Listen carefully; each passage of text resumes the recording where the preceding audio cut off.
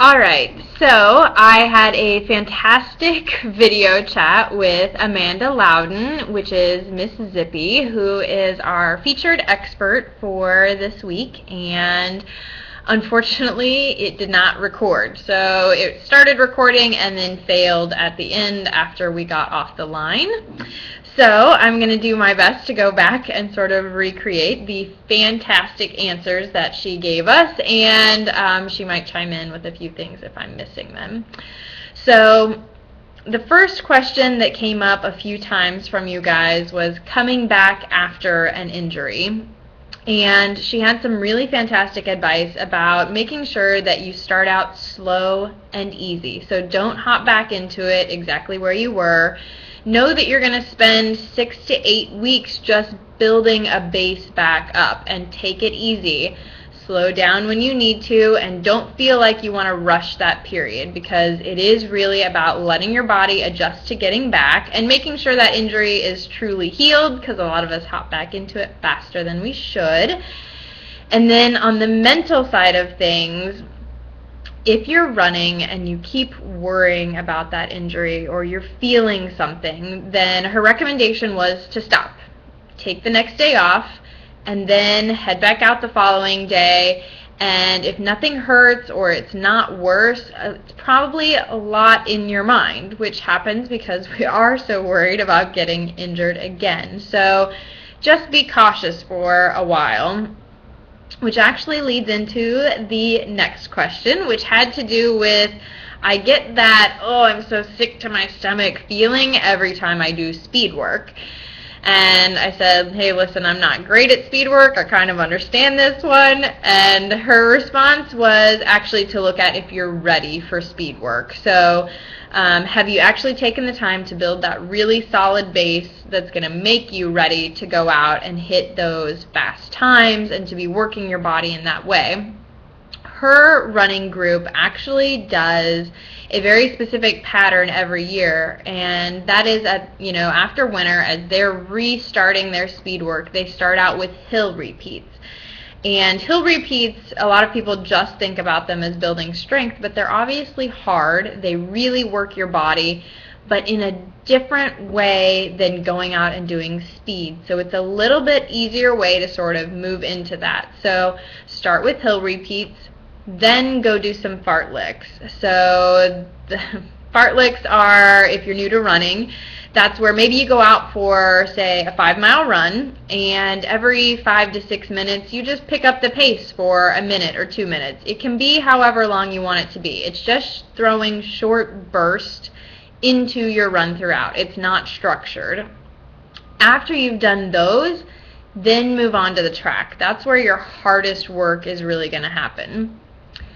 Okay, so the next question, the next two are really specific to marathon training. So one is, how do I handle the wall? I know it's coming, and I actually really liked her answer because she said, hopefully it's not coming. Do all the things to make sure that you don't hit the wall. So make sure that you always have a gel of some kind with you. You should be practicing in all of your training runs to know what your stomach can handle. And if you're taking those consistently, you might be able to sort of stave off the wall. But the second you start to think it's coming, take one. Let that carb get into your body and start working. Slow down.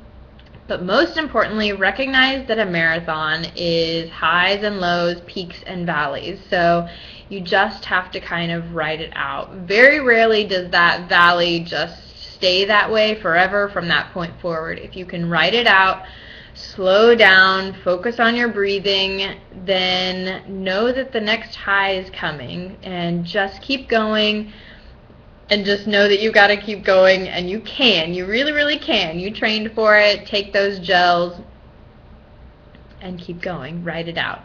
Okay. So the next one in terms of marathon training was maximum miles. So a lot of us see the pro athletes out there and they're running 120 miles a week. We see some of our friends and they're doing 80 miles a week. And you're thinking, I'm only getting to 40 for my peak max week. Is this correct? And her answer was it kind of depends on where you are. So if you're starting out and this is your first marathon, then yeah, 45 miles might be your peak for a week, and that's going to be this sort of safe range to make sure that you don't injure yourself. You want to get to this first starting line, and a lot of us overdo it, and we try to over push, and that's why so many of us get injured before getting to that starting line. Now, if you've been running a lot longer, Amanda and most of her friends, who I will guarantee you are very fast runners, top out around 60 miles a week, and that's what works for them, and it's probably because they're putting in very quality miles. Now, there are other people who definitely say they get faster on more mileage, so you have to kind of play with that a little bit as you've been doing more marathons and working on that over time. But realistically, if this is your first one and you're just starting out, don't be looking to go for anything more than 45. Okay. Last two questions. This one I really like was the core exercises. So everyone knows they need to work that core for stability and strength, but you're busy. Your moms, you've got jobs, you're students, you're working, you're already trying to run and train for a marathon.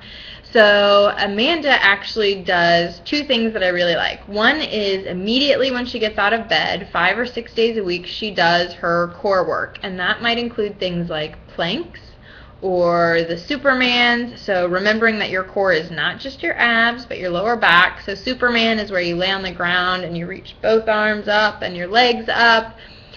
And then doing things like if you're standing and you're talking on the phone or you're brushing your teeth, stand on one leg. That's immediately going to focus you to pull in your core and work on stability. If you have a Bosu ball, doing almost anything with it is going to force you to pull in your core as well. So just sort of incorporating that into some other things you're doing. I know I used to sit on one for a while when I was working all the time. Okay, final question is treadmills and marathon training. I personally trained for my first marathon about 80% on the treadmill, and while that might make a lot of people completely crazy, I at the time really liked it. I don't particularly want to do it now. I've had to do a couple 20-milers on it now, but I'd rather be outside. But the question really is, can you do it, and is it okay? And the answer is yes.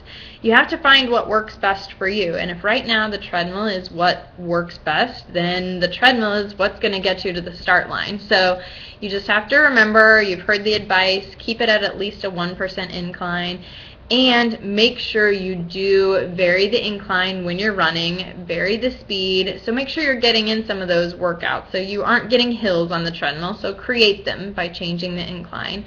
You maybe aren't hitting your group speed work session, so do those on the treadmill.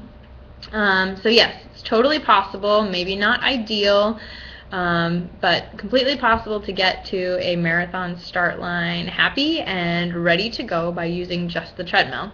So, fantastic questions, and I really thank MissZippy for answering all of them, and I am horribly sorry that you had to just listen to me respond instead of her fantastic answers. But hopefully that provided you all with some of the questions you were looking for, and I have a feeling a few more of them will pop up in some blog posts along the way because you asked some really great questions. So, good luck with your training, keep it up, and let us know how everything goes.